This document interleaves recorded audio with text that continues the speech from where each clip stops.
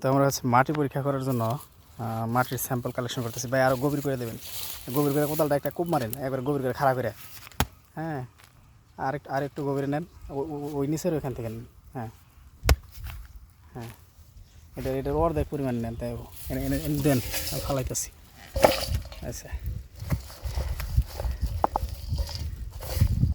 তো এমন করে আপনার হচ্ছে জমির 9 জায়গা থেকে আমরা মাটিটা সংগ্রহ করবো।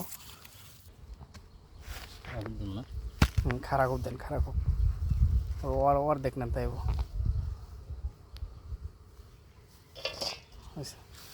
আর একটু গভীর করে কূপ দেবেন। কারণ জমির বিভিন্ন জায়গা থেকে মাটি সংগ্রহ করতেছি। এটা হচ্ছে পিএইচ টেস্ট করার তো মেশিন আমার কাছে আছে। এগুলো হচ্ছে রাসায়নিক টেস্ট করবো, কোন সার কী পরিমাণে আছে। জমিটা দীর্ঘদিন যাবত পড়ে আছে, ফসল শেষ হয়েছে, এটা অনেকদিন হয়েছে। হ্যাঁ নেন, এখান থেকে নেন। আমরা একবারে জমির সাইডে যাইতেছি না, মোটামুটি 2 থেকে 3 মিটার ভিতরে থেকে মাটি নিতেছি।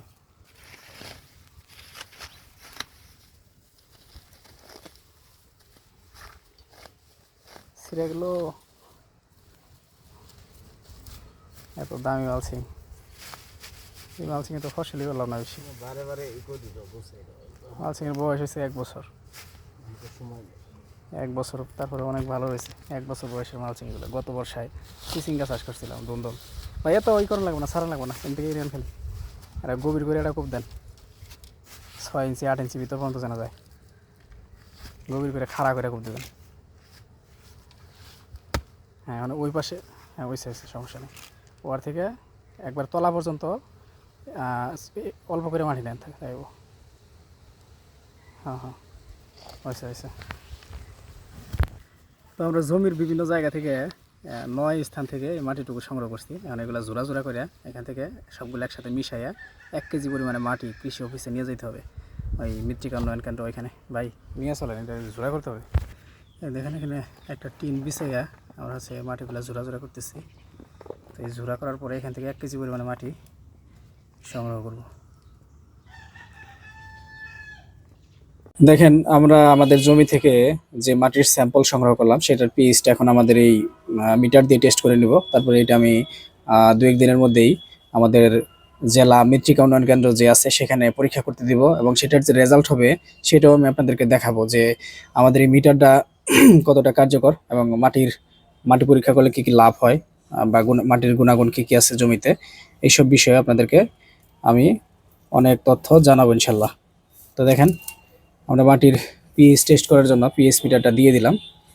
এখানে আমাদের পিএইচ এখন কত দেখাইতেছে দেখেন, এই যে কাঁটাটা, কমলা রঙের কাঁটাটা, এটা 5-এর সামান্য উপরে আছে। হ্যাঁ, 5-এর সামান্য উপরে। দেখেন এটা আমরা আরও কয়েক সেকেন্ড অপেক্ষা করব। আমি ভিডিওটা পজ করে অপেক্ষা করে আপনাদেরকে আবার চালু করে দেখাইতেছি। দেখেন এখন কাঁটাটা মোটামুটি স্থির হয়ে গেছে। আমি বেশ কিছুক্ষণ বসেছিলাম, প্রায় 2 মিনিটের মতো। এখন এটা হচ্ছে প্রায় 6-এর কাছাকাছি পিএইচ দেখাইতেছে। কিছুক্ষণ আগে আমরা দেখলাম যে 5-এর সামান্য উপরে দেখাইতেছিল। এটার হিসাবটা আমি যদি আপনাদেরকে বোঝাই, 5 থেকে 6 বা 6 থেকে 7 এরকম একটা সংখ্যার পরে আরেকটা সংখ্যার মধ্যে যাওয়ার যে দূরত্ব সেটাকে 4 ভাগে ভাগ করা হয়েছে। দেখেন 4টা করে দাগ দেওয়া আছে। দেখেন এই 6 থেকে 7-এর মধ্যে যদি আমরা যাইতে চাই, 6-এর যে দাগ তারপরে আরো 4টে দাগ আছে, 1 2 3 4, তার মানে 25-25 করে ভাগ করা হয়েছে, তাই না? তাহলে হচ্ছে 5-এর পরে 3টা দাগ বের হয়ে আছে, চতুর্থ দাগের উপরে কমলা রঙের কাঁটাটা অবস্থান করতেছে। তার মানে 5.75 বা 5.75 হচ্ছে এই মাটির পিএইচ আমরা পাইলাম। তো এটা আমরা হচ্ছে ল্যাবে নিয়ে টেস্ট করব। ল্যাবে নিয়ে টেস্ট করে আপনাদেরকে জানাবো যে ল্যাব থেকে কত বলে পিএইচ। এটা হচ্ছে ল্যাবে টেস্ট করলে বোঝা যাবে যে এই মিটারের অ্যাকুরেসি কতটা আছে, কতটা ভালো। হ্যাঁ, আমি এটা আজকে বা কালকেই ল্যাবে দিয়ে আসবো, তারপর পিএইচটা আপনাদেরকে জানাবো।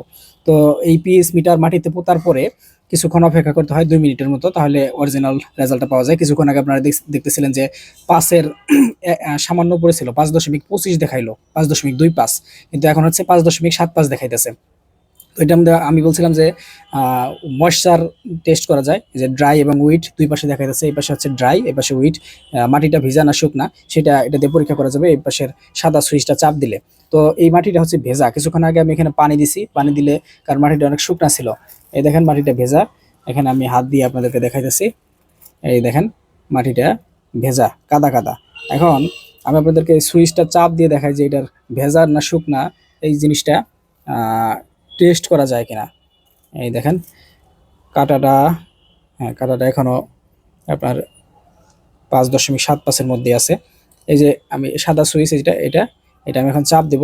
দেখেন এই কাঁটাটা চোখের পলকের থেকেও আরও কম সময়ের মধ্যে খুব দ্রুত এই বাম পাশে যে উইট লেখা এখানে চলে যাবে। দেখেন এই যে চলে গেল, দেখছেন? আবার ছেড়ে দিলাম, আবার ওইখানে গেল, এই যে চাপ দিলাম, আবার উইটে চলে গেল। মাটিটা যদি শুষ্ক হইতো তাহলে ড্রাইয়ের মধ্যে চলে যেত। এটা হচ্ছে এই উইট আর ড্রাই এভাবে কাজ করে। এটা আমরা আশেপাশে আরেকটু অন্য জায়গায় পুঁতা দেখি যে রেজাল্টটা কীরকম দেখায়। তো এই যে দেখেন কাটা এখন কতর মধ্যে আছে, কাটা এখন 7-এর মধ্যে আছে। হ্যাঁ 7-এর মধ্যে, নিরপেক্ষ পিএইচ হচ্ছে 7 আমরা জানি, তো এটা এখন 7 দেখাইতেছে। মানে এখন কোনো পিএইচ এখানে নাই। তো এটা আমরা এটার মধ্যে অন্য জায়গায় একটু পুঁতে দেখবো যে এটার পরিবর্তন হয় কিনা। এখানে পুঁতে দিই, দেখেন চাপ দিয়ে পুঁতে দিলাম, এবং পোতার সাথে সাথে এটা হচ্ছে যে আস্তে আস্তে নামা শুরু করছে। 6 থেকে নাইমা নিচের দিকে যাওয়া শুরু হয়েছে। মাটিটা যদি একটা চাপ দিয়ে দেই মাটি, তাহলে যে আরো দ্রুত নামতেছে, কারণ এখানে মাটির সংস্পর্শ ভালো মতো পায় নাই, অল্প মাটি তো ব্যাগের ভিতরে। তো এই যে দেখেন এখনো আবার সেই 5.75-এর মধ্যে আসছে। তো যাই হোক, এটা নিয়ে আমরা আরো বিস্তারিত জানাবো আপনাদের।